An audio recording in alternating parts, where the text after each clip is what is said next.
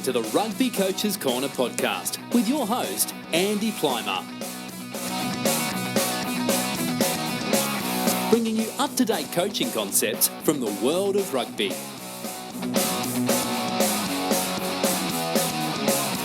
Sharing ideas to make the game better.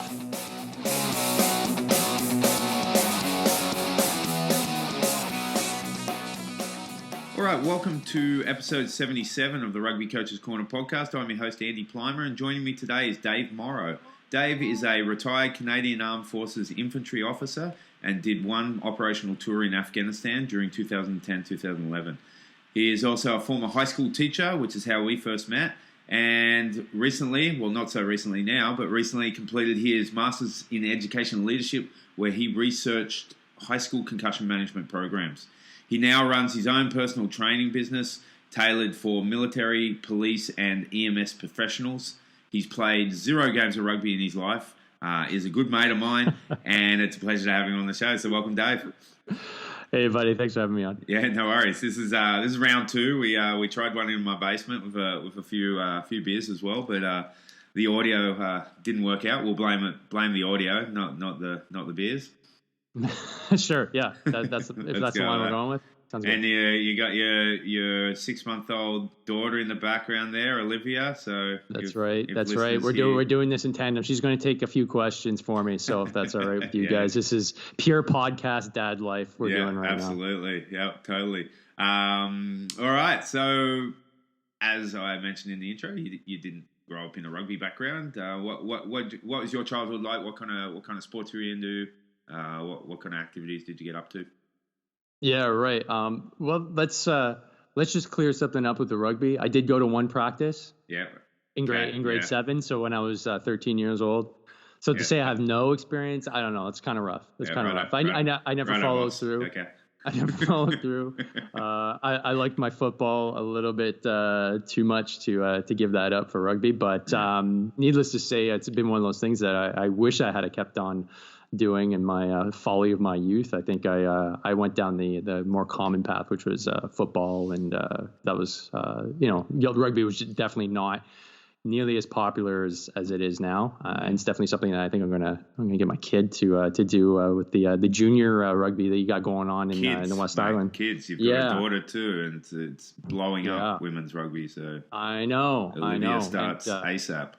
Absolutely. So yeah, I'm definitely keen on getting them involved in that. And we touched base earlier on just the concussion stuff with respects to football and what I looked in through my master's research. So I'm more inclined to have my kids do rugby. But just to touch on my my athletic background, the best way I could describe it is I'm a jack of all trades and a master of none.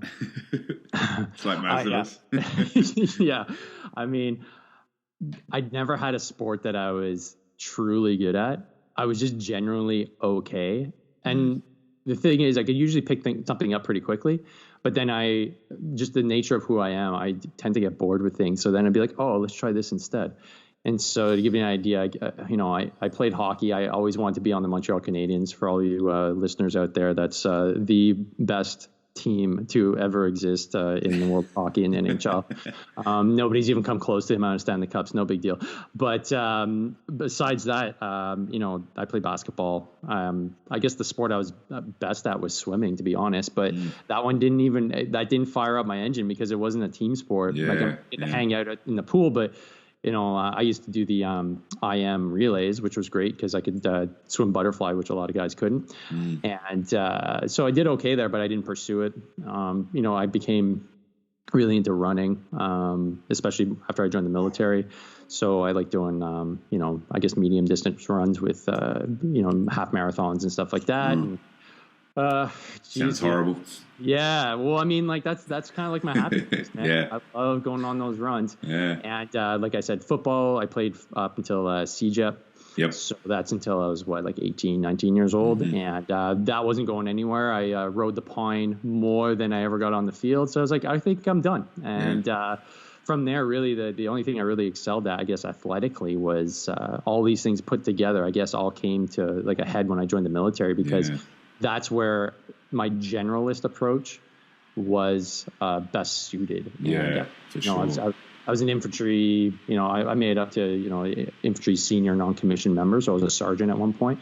And that, preparedness, I guess, that preparation, all my athletic career was really beneficial going into that kind of role, because you need to be able to run, jump, be powerful, be strong, have endurance, all that good stuff. But you don't have to be like a lights out athlete to be able to do it. Yeah. All right. So let's get into that a bit. How did you end up in the Canadian military, and what were those first kind of few weeks, months like when you first got involved? Well, how did I get in? Being 19, there's not much that motivates a 19-year-old man more than shooting guns, looking cool, and picking up chicks. So the great career choices there, based around that. The whole idea of like serving my country was like, yeah, of course, I'll serve my country. I'll sign in that dotted line. Like, well, let's go shoot some guns, and then hopefully I'll be cool enough to get a girlfriend out of this. But you know what? It turned into one of those things that, I thoroughly loved it. And it was, my first time being in an environment that was very challenging and very demanding. I never, like I said, I never was a high caliber athlete. So, I can only pretend to understand what their training regimes and stuff are like. But for me, the military was that big kind of shot in the arm that was like, all right, this is hard, but you can do it, and you're actually doing really well at it. So that's, week one was, I remember I called my mother because we were on base. And so I gave her a shout just to tell her what was up. And this is anybody that's under the age of like 30, I guess right now, like there was no cell phones at the time. Like they weren't a thing. Unless you were a drug dealer, you didn't have a cell phone. So I was on the pay phone, and I remember I was just, I remember telling my mom, and I was swearing too. I never swore at my mom. She was like, "Oh, you're swearing a lot." So like I had absorbed the culture almost immediately, and I told her like I love this shit. Like this is where I want to be. And she's like, "Oh, that's nice." And so 15 years later, my military career kind of was relatively long, so to speak. But it was just something that I always looked for, and that challenging environment was something that I guess my mind and my body was looking for a long time, having not played like very competitive elite sports. So that was kind of like my time in the big leagues. Yeah, cool. And it didn't take you long to move up the ranks. You mentioned you're an officer at the end of your Army career. What was that process like in terms of going up the ranks, and what specific training was involved in that to prepare you? Yeah, so the system is there's kind of two streams. You have the non-commissioned stream, which technically you don't. It's like the grunts, right? It's the guys that don't need education. You're the infantry soldiers that are doing the bulk of the work on the ground. And then you have the officer stream, which they're the planners and the ones that make the strategic vision moving forward. So, you still have just as much work to do as an officer, but you're kind of taking like a bird's eye view from like 50,000 feet to see like the battle space. So you need to have a bit more insight and cunning into what you're doing. So I played both roles. I started out as a non-commissioned member, and so worked my way up, as a private, all the way up to a senior non-commissioned member, which is a sergeant in the Canadian Armed Forces. And that was that took me 6 years. So it wasn't exceptionally fast. It was just a natural progression for somebody that wanted to move up through the ranks. And the process was, for me, I didn't know anything else. So I was like, all right, this is just the way it goes. So essentially you get spotted early on, and leadership is so important within the military. It is constantly reinforced because you always need to fill gaps of leadership. And just the idea of having a job that your superior could get killed and you have to fill in that gap is not something that companies have. So the emphasis on leadership is so important, because you need to be able to do two jobs up, is what they always say. So, if you're like a private, you should be able to do what's called a section commander's job. So that's basically what a sergeant does. He takes care of about 10 guys. Could you fill that role? And if you can, great. If you can't, well, you better learn fast. So that was how I got started. You just you just fill gaps. I'm a young 20-year-old, taking care of a section of 10 guys at one point that are older than me, have more experience than me. And, we're in charge of making sure guys don't get shot on a freaking exercise with like live ammunition. So you learn to accept responsibility really quickly and rise to the occasion. So, in that 6-year period, you do leadership courses, which are just brutal. They're, days in the field. So you're humping around like the woods of Petawawa. And you've got, a ton of weight on your back. You're wet, you're tired.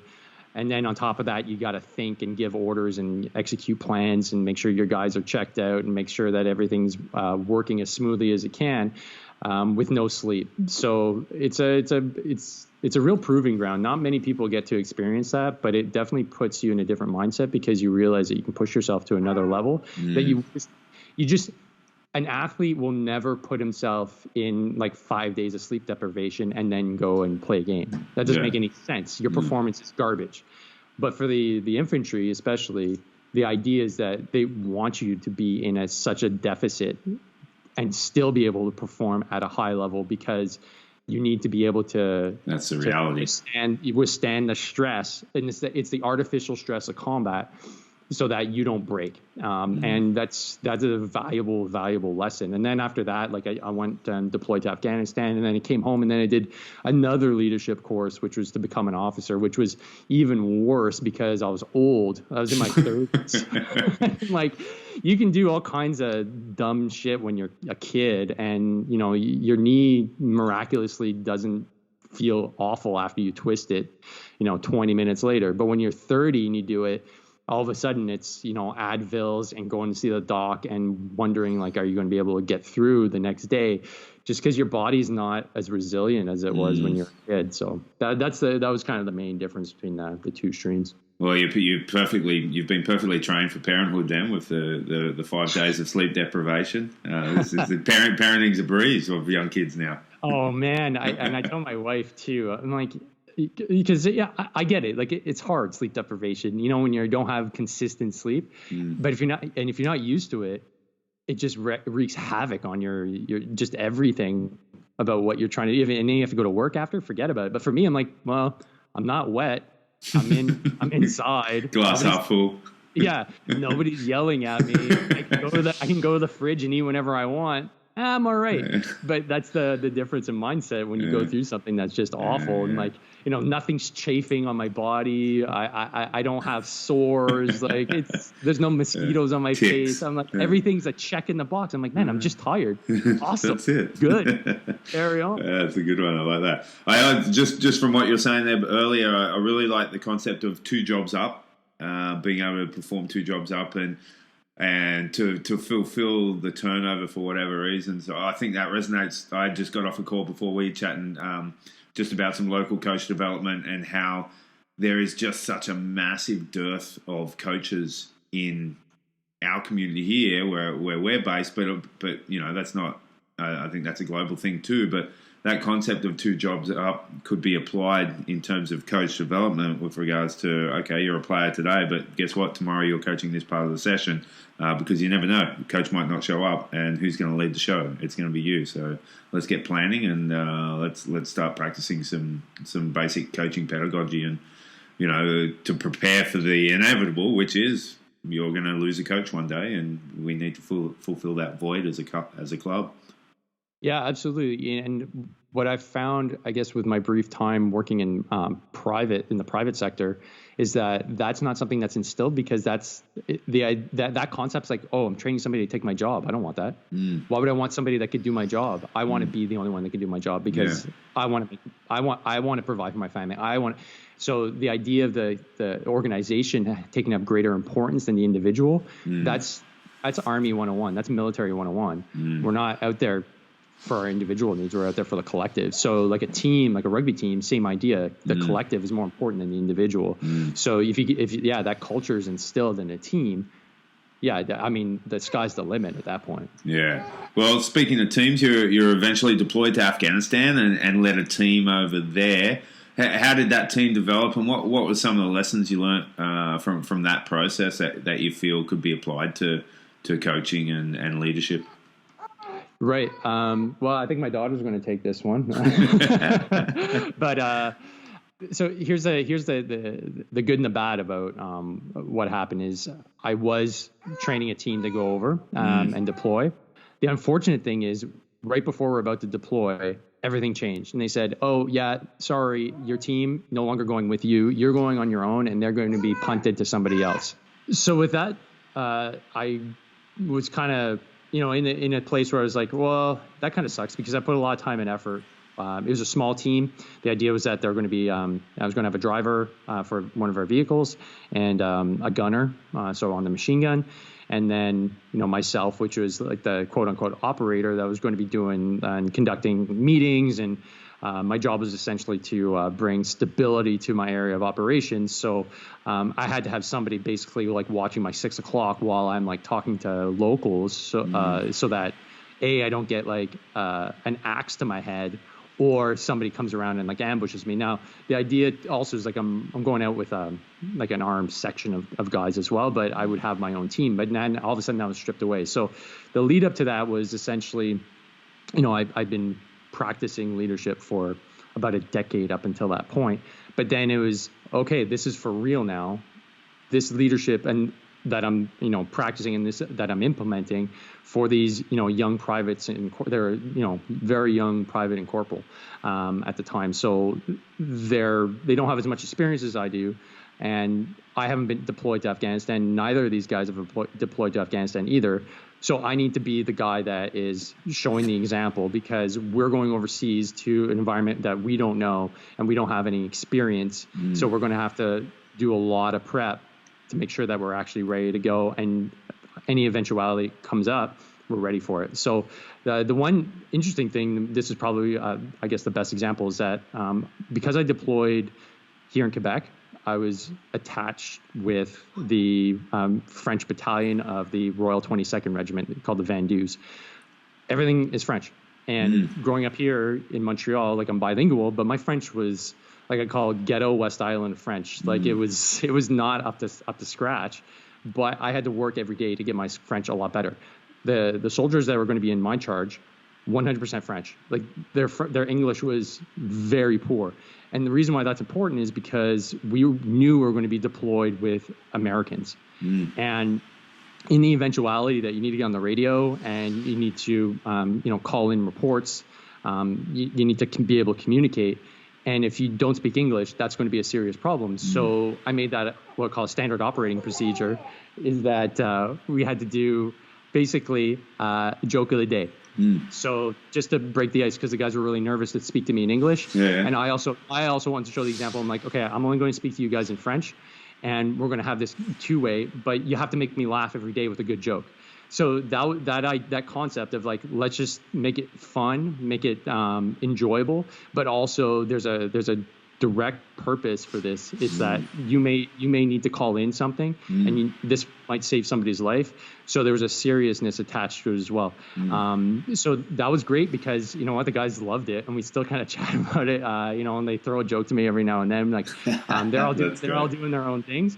But that was kind of like one of those really salient points that in any organization, if you're a leader, how do you get a point across that there's a seriousness to it? Because I could have easily said like, all right, guys, I want you to learn English, and I want you like writing papers. I want you to like just talk to me like you would like any other day, but not make it enjoyable, not make it fun. Super top down as well. Yeah, exactly. Super top down. I'm controlling it.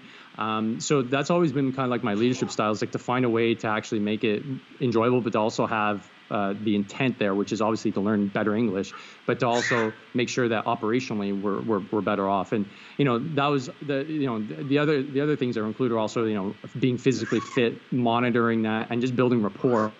If you don't build that rapport, man, it's hard to lead men on the ground if you don't have rapport and you don't have trust. So if you get those main components settled, and that's at the front end, you got to put the time in, you got to put the effort in, you got to go for drinks with the boys, you got to work out with the boys. And I say boys because there were females in the organization, but I was working with, the boys, but it doesn't matter. Like you got to put the time in with whatever team you have and make sure that they know that you actually give a shit. And that's basically what it came down to. Yeah. It's, this resonates a lot to, me. One of my former guests, Ben Darwin, he's a former, national player for Australia. He studies a lot about team cohesion and how the most cohesive teams, they may not be the most skilled teams, but the most cohesive teams are usually the most successful teams. And a lot of that cohesion shows up in defence when they're actually got their backs to the wall and they have to go in hard and they have to fight for each other. And so what you're saying there, you're talking about defence in like, this is real life. This is like the consequences here are potential death. So that cohesion sounds like it was a major part. Yeah, absolutely, man. If you don't have, it all comes at the end of the day. It all comes down to cohesion, and that's like when you talk about soft skills. That's the value of a leader, in my opinion. You could have all the skill sets, all the hard skills in the world, but if you don't have the ability to get your point across so that your team actually wants to do what you're setting them out to do willingly and then contribute and make it better. Yeah. I mean, you're not going to go as far as you'd like. And that's the unfortunate reality. And the other thing too, that I learned over years is that one style doesn't fit every team. Absolutely, and, I'm sure you've had that too with your different teams, like year to year. Your dynamic changes. And if you always keep one style as your coaching style, that may end up being detrimental because, the hard ass can get results usually up front. And I see it, to harken back to hockey. You see it with certain coaches, like there's a guy in the NHL, his name's Tortorella. Tortorella, I was going to say that. Yeah. He's a hard ass. He comes in on teams that are having trouble and he just smashes guys. Like he calls them names. And for some guys that fires them up. And that gets them playing better. It's got a shelf life, though. It's got a shelf life, right? Exactly, because resentment sets in, and you're not going to get the results that you want. So, same thing in an Army team. It's the exact same. There's a lot of guys that come in and they smash away, and it doesn't get them the results that they want long term because the guys tune out and they get bitter and they get resentful. And it's just it's unfortunate when it happens, but it is something that happens. A lot of times the Army actually wants that. They like the guy that comes in and is loud and is aggressive, and then the higher ups are like, see. That sergeant is on the ball. He knows what it's called. We call it loudership. Yeah, right? Loudership. I love it. I never was a loud guy. So I remember I started out. I was a loudership guy because that's how I was taught. Like those are the guys I saw. I'm like, these guys are getting results. They're the loud guys. But every time I heard myself, I'm like, man, this is really disingenuous. Like I think I'm yelling for the sake of yelling. I'm not angry, so I'm raising my voice. So I just became more true to who I am, which was tone it down, talk in a normal voice. If you have a point to make it to the individual outside of the team. Never humiliate anybody publicly because you'll lose them for the rest of their career. They'll think you're a piece of shit.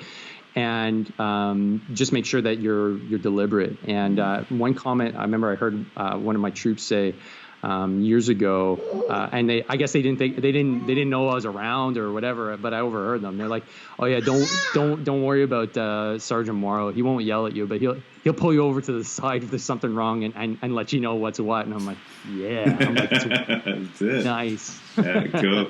Yeah, it's good. Good lessons there for sure. So somewhere in all this, you also managed to become a teacher and fit that in. What from your teaching career, what are some of the things that you feel you've learned in terms of from your coaching that you're doing now with your personal fitness and leadership that are transferable? Yeah, I mean, being a teacher was. I still am. It's something that has always been part of who I am. Conveying a message and doing it in a fun way, and then eventually seeing somebody actually like the light bulb turn on. That's always been my thing. That's like my jam. I love that, and that's why I've never really left the teaching space. Although I'm not physically in a school anymore, I'm still doing this with respect to, when I'm doing my coaching business, because that's what a coach is, right? Yeah, a coach is just, you're essentially a mentor. It's not fixed in the same way as a school, but the same basic rules apply. And being a good leader and a good teacher, you can be a good teacher, but not necessarily be a good leader. And vice versa. You can be a great leader, but not be a great teacher. Being able to combine them both, my teaching experience is definitely helping a lot in my leadership abilities, just because understanding kind of like how to progress through like a learning arc, especially if you have a group of people for a longer period of time. Like, where do you want them to go? How do you want them to get there? And what are the individual pieces in order to make sure that you can monitor that and make sure that they're actually progressing? That's something that really valuable that I took away from teaching. Being able to get up in front of a group of people, and in a teaching case in a high school, 12-year-olds, and try to, like, if you can handle 32 12-year-olds and actually teach and not lose your mind, man, you know what? Like, that, good on you. Like, I had a really hard time doing that. So the job is super demanding, just because you have so much on your plate for a 50 to hour long window. And you have to come in, on some days, like, I'm sure, like, as you show up and you're like, man, I'm not nearly as prepared as I should be, because that's just life. And you realize, you're like, this is awful. I can't let this happen again. And so that builds in a kind of discipline that, regardless of what you're doing, in my case, building programs and getting on a call and making sure that, like, I'm well prepared for that individual.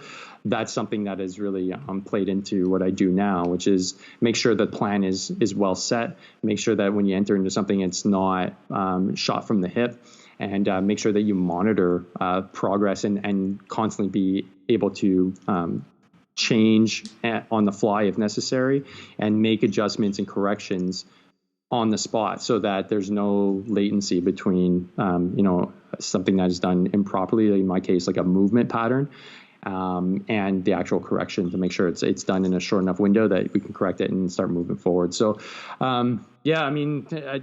teaching in that sense has been super, super, super important for my leadership ability, but also just what I do now as a fitness coach as well. Yeah, for sure. No, it's every day. Like, for me, teaching makes me a better coach, and coaching makes me a better teacher. Everything just goes hand in hand, and the experience you get in the classroom, you can apply directly to. If I could just add something, to it, sure. I was having this conversation with somebody not too long ago about, so what's it like now? Like, I'm out of the teaching environment, the school environment, and I said, you know what? I think if I were to go back, I'm a much better teacher now. And the reason why I say that is because I've now opened up just Pandora's box of what's available for instructional purposes. And I don't know why I wasn't doing it when I was actually in the classroom. YouTube videos, just classroom management stuff, group calls, like all these things. There's so many different elements that you can add in now with technology.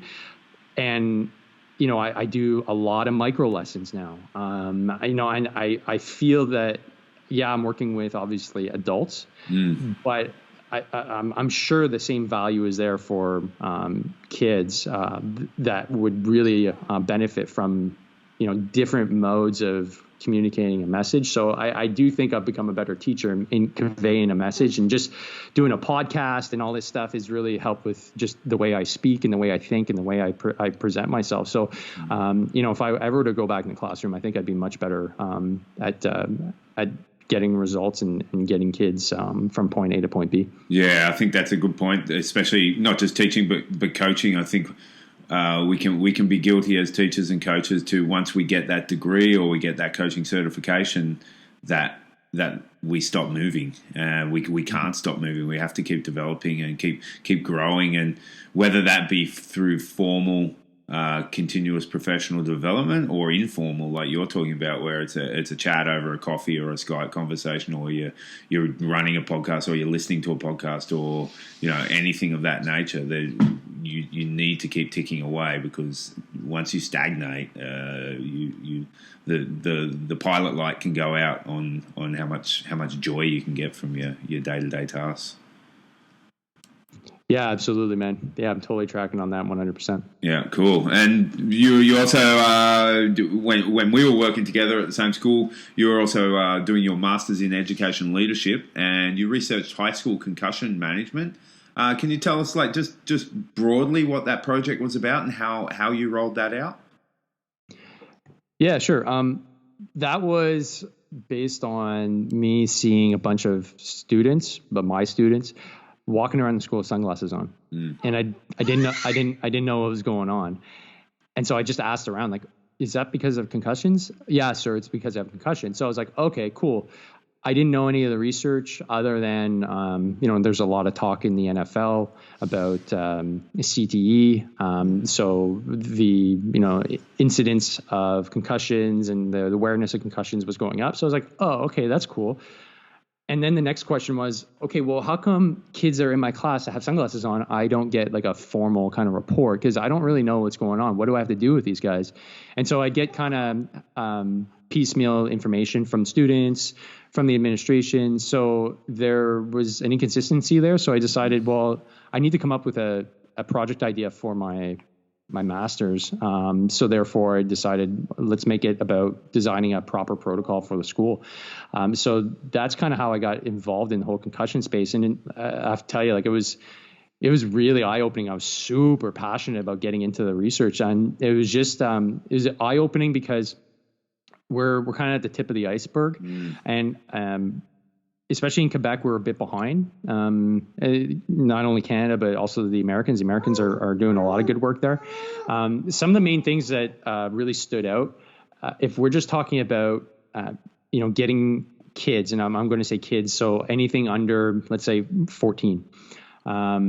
The main issue is that a concussion that is brought on, or if a kid suffers a concussion under that like 14-year-old window, the odds of them having long-term cognitive depreciation in their ability is significantly increased. So we're talking about, they did a study about in the States about GPA, and kids that had a concussion before the age of 14 had a significant chance that they would have a lower GPA on average than somebody who didn't. And I was like, oh, wow, that's pretty serious. So it got even worse if you had multiple concussions before age 14. Now, the reason for that mechanism is not entirely clear, but it seems like because the brain is still developing, those concussions, and essentially concussion, like, you have to have that. It's called a coup contre coup. So basically, it's a rotational force applied to the brain that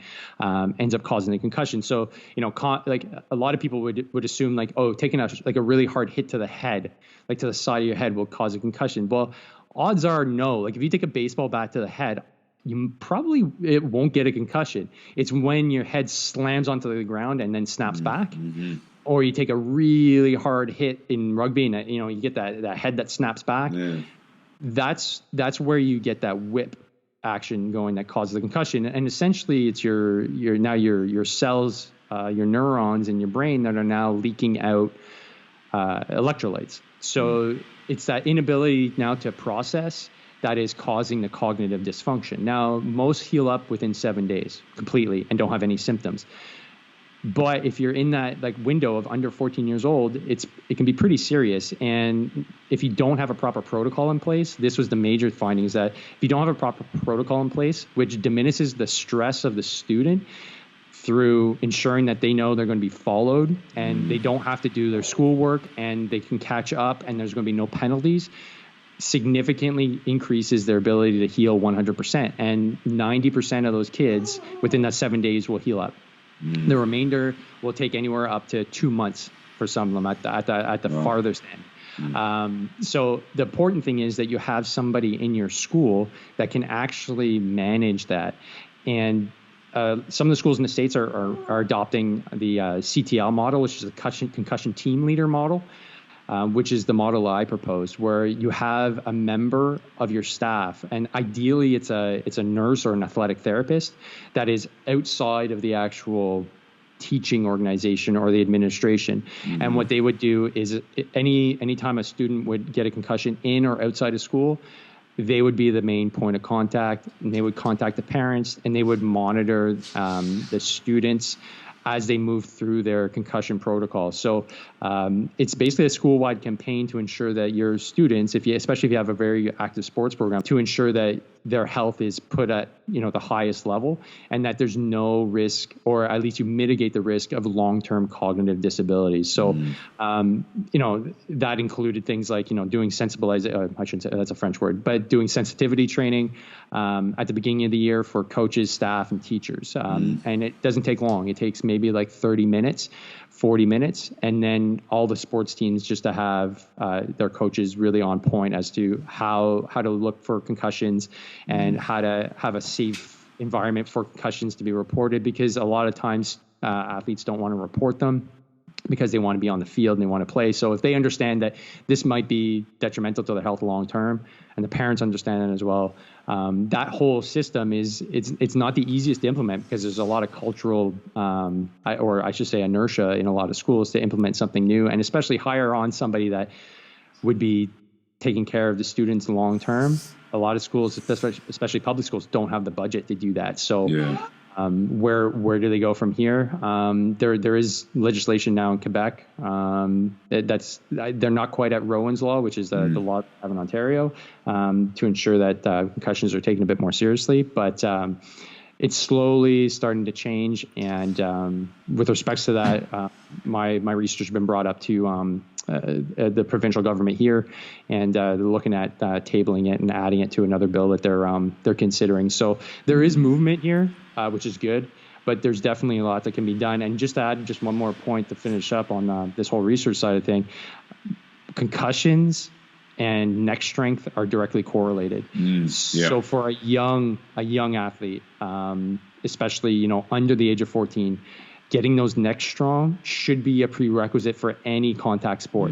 If they don't have, and I don't know the number off the top of my head, but all you need is a simple dynamometer that you have in your physics class and a headband that's made out of Velcro, and anybody can do the test. So you're basically doing a side to side and a front back assessment of neck strength. And if they don't meet the minimum requirements, they don't get on the ice, or they don't, get on the wrestling mats, or they don't get on the field for contact until they have that neck strong enough. So that has a significant impact in reducing concussions, because having that strong neck prevents that whipping action. Yeah, and that probably adds a bit of support to the concept of age banding in rugby, where it's like you're actually on your biological age compared to your actual chronological age.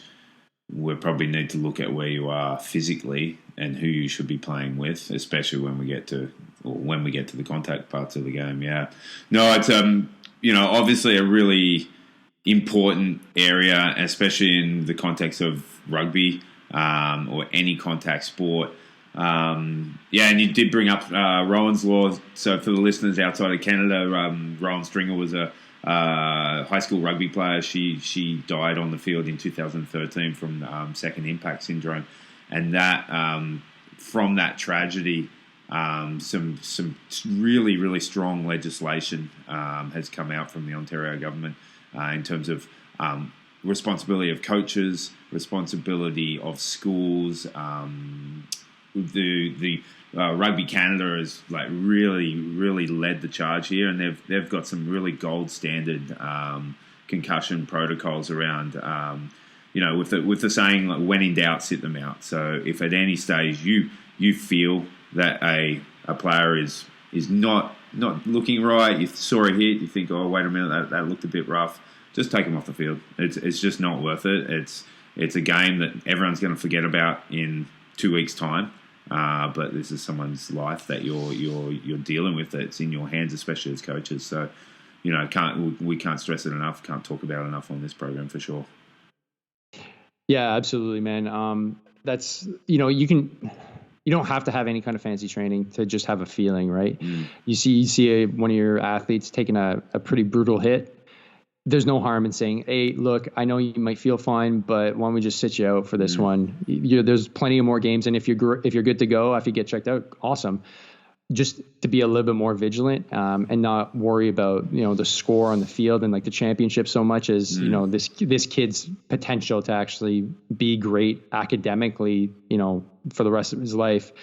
That's kind of the attitude that would be most beneficial to the athlete. And they're a student as well. So you got to keep that in mind. And I tell you what too, usually your gut instincts are right on this. I've taken kids out of the final match of the season. We're trying to play for a championship, and I've taken kids out because I thought they were concussed, and I'd say on 100% of the times they were concussed, and it was the right decision. I think there's a really important distinction to make there too, that we don't in grassroots rugby, we don't have the trained medical staff to do head injury assessments where the professionals do, where if there's a suspected concussion, they get taken off the field, they get assessed. If they pass that assessment, they get back on. As grassroots coaches, we don't have those tools, those facilities. Even if you do, and you should always have a physiotherapist or athletic therapist on the field, they don't have the skills or training to do that. So if you feel someone's concussed or is potentially concussed, when in doubt, sit them out, and that's them done for the day. And you follow up through the protocols post match after that. Yeah, absolutely. And like having the professional in the field, obviously, I think you have to have at least an athletic therapist per game currently, right here in Quebec. Yeah, definitely. Right, but you don't need one for practice if I'm no, that's correct, right. Yeah. So, and that was an interesting little thing too. Like when you're running contact practices, who then now looks after your athlete? Because a lot of those concussions actually happen during practice because you're going full speed. You want to make sure you're game ready. So that's especially in a school setting. How do you mitigate that? Well, the coaches are the first line. So it's really important that they have the ability to address that, and when in doubt, sit them out is a perfect example of that. And you just don't want the kids at the end of the day missing out on their long-term success because they got their quote unquote bell rung too many times and nobody took action. And that's the important part of being a coach. It's not just about winning; it's about making sure that these kids are good to go for the rest of their lives and confident and actually capable of doing what they want to do later on down the road. Yeah, and it's incumbent of provincial and national bodies also to provide that coach education around building up to safe contact. And I know there's been some good stuff here locally, so we don't have those situations where kids are thrown into contact situations where they're just not prepared, they're not ready. So that's really important. Okay, moving on now. You've moved into personal training now with your own business, Dave Morrow Personal Training, and through that you've created the Hard to Kill training program. You've also got your own podcast too. Great idea. Can you tell us a bit about this new career that you're paving out, and who are the people you're working with in this area? Yeah, sure. So this was something that I was slowly putting together, I guess, for the last 7 years or so, and it finally took form, I guess, about a year and a half ago. And it was honestly, I had one kind of client on the back burner for a few years, and on again, off again, and it was just a side hustle while I was teaching.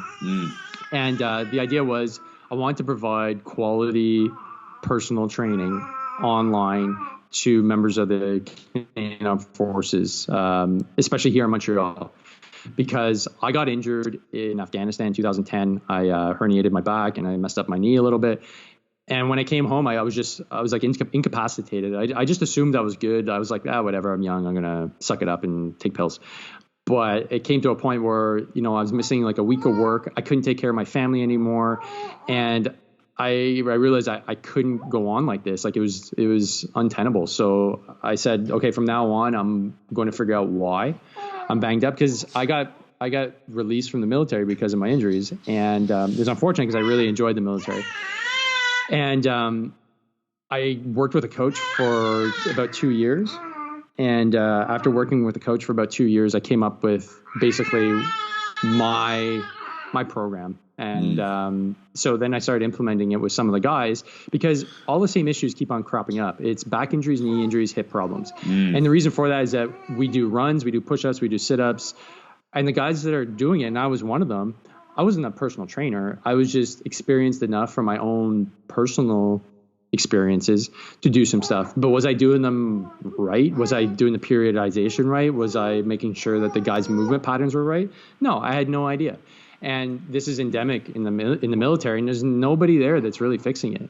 So you end up with, every year there's about 4,000 medical releases ish.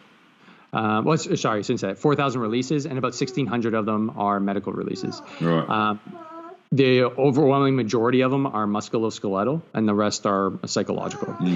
So how do we get that number down? We're not going to get it down to nothing. But how do we get it down? And this is a conversation I had with Kelly Starrett. You had him on your podcast as well. Yeah, legend. And yeah, exactly.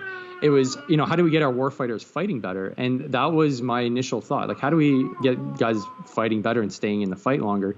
And so my initial my initial revelation was that, well, I don't even know how to move properly. I don't know how to do a squat properly. I don't know how to do a hinge properly. I don't know how to press over my head properly. Everything was wrong. Everything was broken.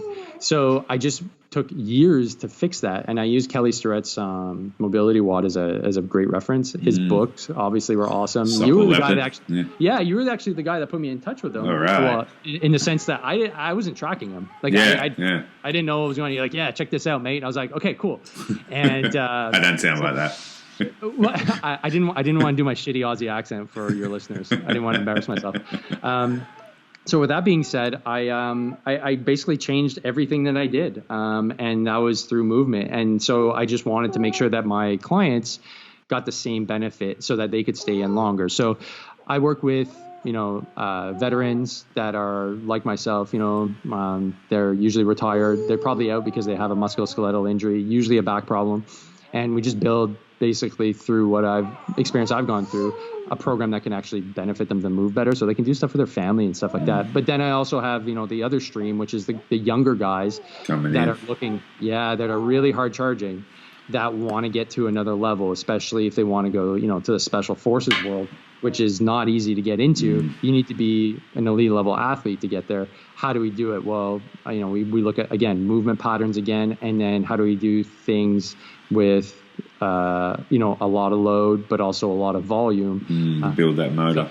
So it can build that whole motor and those three energy systems as best as possible before they go. So, it's been really, I've never really wanted to work with anybody else. For a brief time, I was like, I want to work with CEOs. I don't know any CEOs. I don't know what they want. I was just, at one point, I was like, well, how do I make money out of this? Oh, I know. I'll show CEOs how to do push-ups. No, I'm like, that's not my tribe.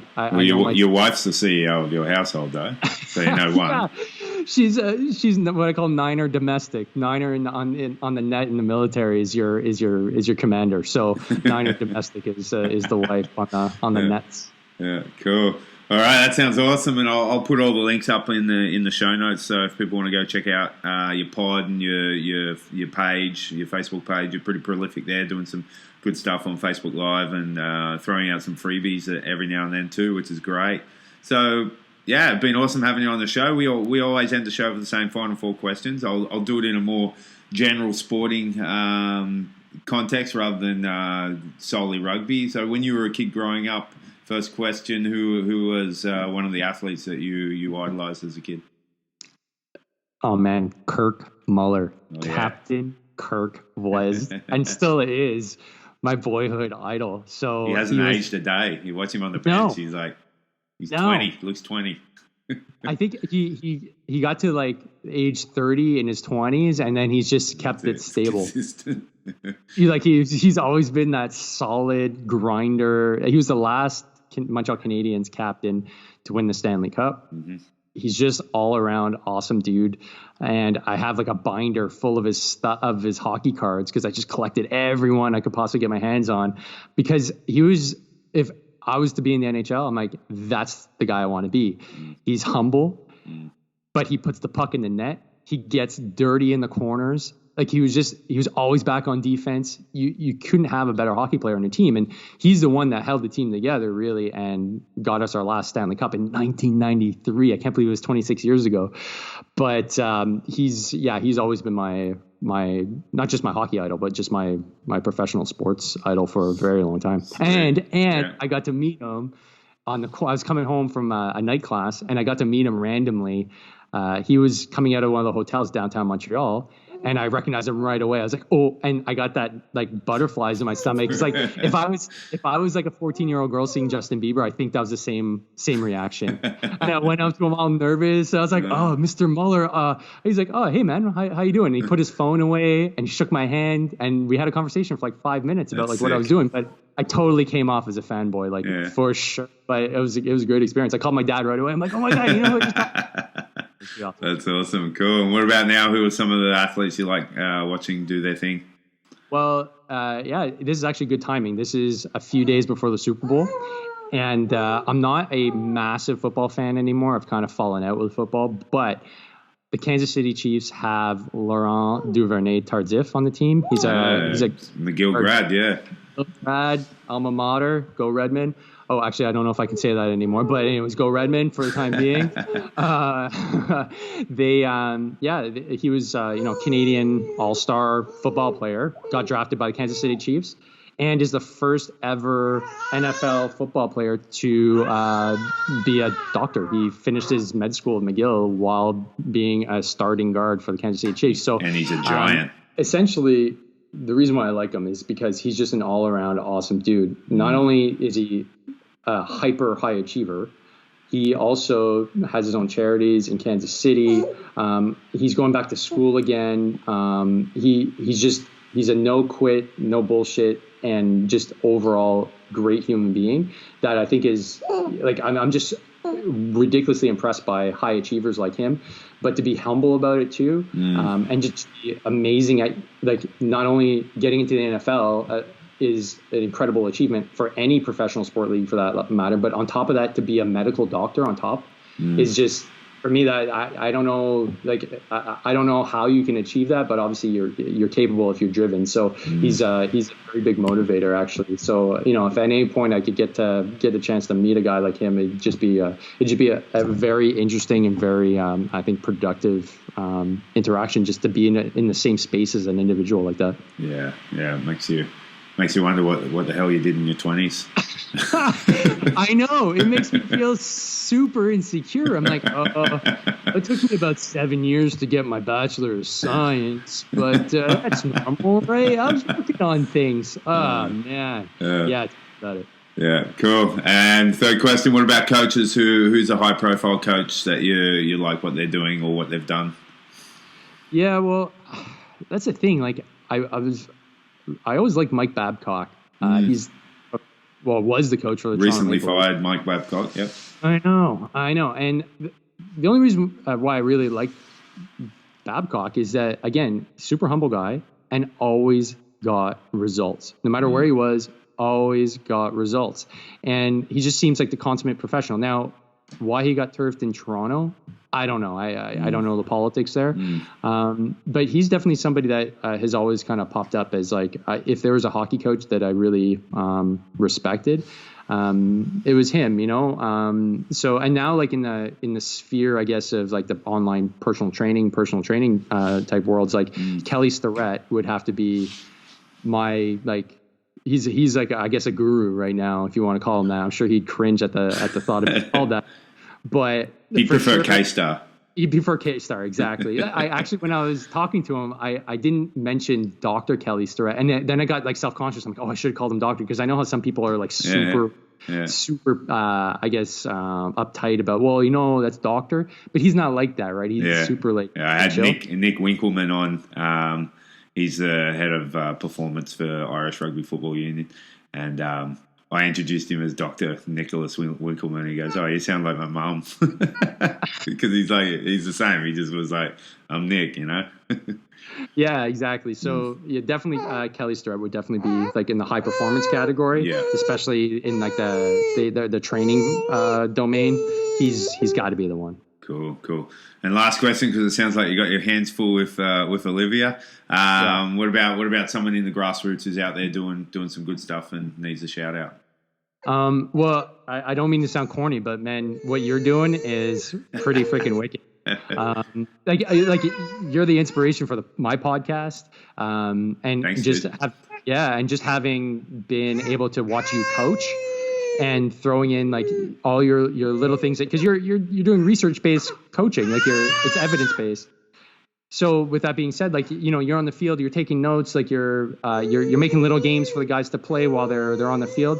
All those things, man, like I've taken notice of them. Like I haven't had a team for a little while, but it's all stuff that I definitely love to implement. So like what you're doing and with the junior stuff and everything like that, I think it's awesome. So I think it's gonna really be beneficial, not just like for your coaching abilities, but just everybody that has been an athlete with you.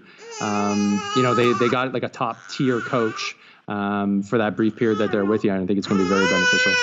Awesome, man. I really appreciate that. Yeah, great having a chat with you. We'll have to go person to person next time and have a beer and talk coaching, talk business, and see where it ends. Hands down, buddy. It's been a pleasure having me on, and good luck with the Rugby Coaches Corner podcast. And if we can do a shameless plug for the Canadian Podcaster Federation, of which we are both members. If you guys are a Canadian podcaster and want just a fun little Facebook group to hang out and learn new things about podcasting, I know both of us are in it, and it'd be great to have you in there too. Awesome. Cool. Great chat. All right, buddy. Cheers.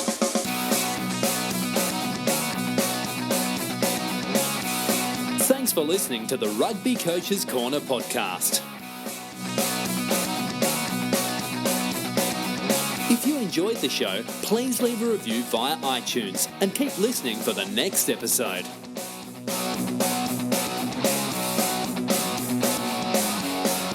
You can also follow us via Twitter at RugbyCoachesCNR or via the website therugbycoachescorner.com.